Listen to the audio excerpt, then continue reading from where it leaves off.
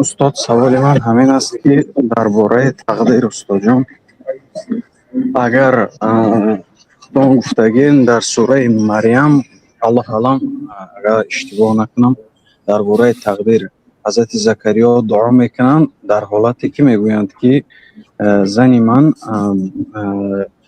به پشت است و دعا میکند پروردگار با او حضرت یحیی رو میدهد. از این بابت سوال در این است که دعا تقدیر را عوض میکند یا نه استاد؟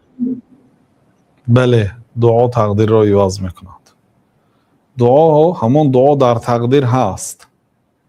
یعنی برای آدم ها دخلداریش همین که یک آدم خواهد که زندگیش خوب کند، خواهد که به چیزی که میخواهد رسد، به مقصدی که در پیشش مانده رسد، کوشش کند یا نکند؟ کوشش کند، دعا کند، هر سبب شرعی را گیرد برای رسیدن به یک هدف، مثلا فرزنددار شدن، علم دار شدن، مال دار شدن، آبرو دار شدن، چیزی که نباشد، همین هدف موندید، سبب گرفته شما به همین طرف حرکت کردن گیرید. شما نگویید که این در تقدیر اگر نباشد مهنتی من بیفایده، نگویید.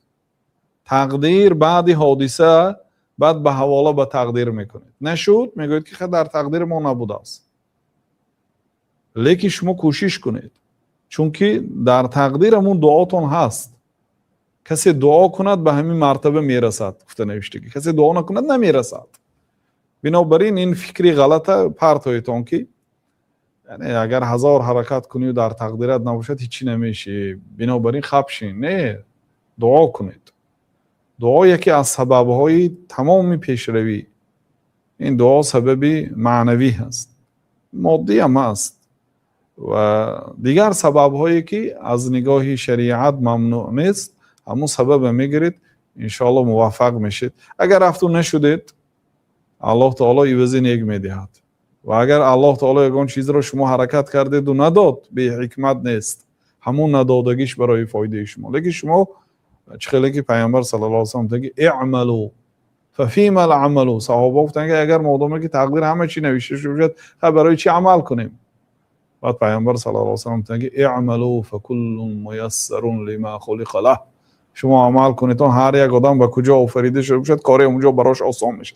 بینید که نمازهای تراویح هم میخواند، بینید که مثلا علم گوش میکنید، علم میآموزید، بینید که از حرام دور هستید، این الکی راهی جنت برای شما آسان شده ایستاده است. این دلالت می‌دهد که شما به جنت آفریده شده هستید.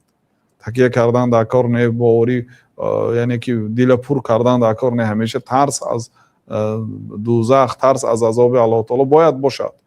لیکن فکل میسر لما خلق له، هر یک آدم به کجا آفریده شده باشد کاری همونجا براش آسان میشد. دیدید که فقط کارهای فسق و فجور و گناه و دشمنی به الله باشد، دانید که یعنی شما به دوزخ آفریده شده است. بنابراین حرکت کنید و تقدیر حواله کرده خب نشینید. بله.